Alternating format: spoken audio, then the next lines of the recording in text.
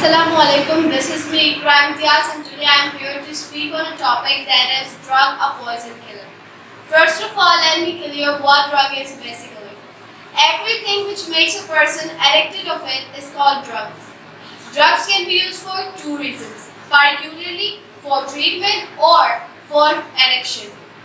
For treatment, drugs are called medicines, and for the use of drugs for addiction is called narcotics.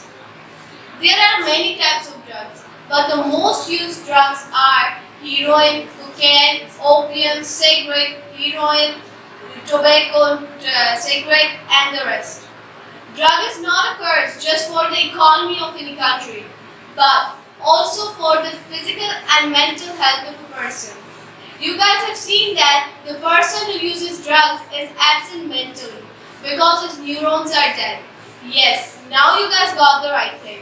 The extension in taking drugs can also damage the brain cells and brain.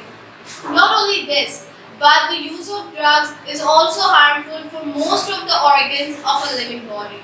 According to a report, in Pakistan, 7.6 million people are using drugs. Not only this, but Pakistan is one of the 5 most addicted countries in the world. But the thing is that it is illegal to produce, sell, extract, distribute, buy drugs in Pakistan according to the Act of 1997. And Pakistan has also made forces against it. For example, Anti-Narcotics Force, IDU, CNSA 97, NSA, and etc.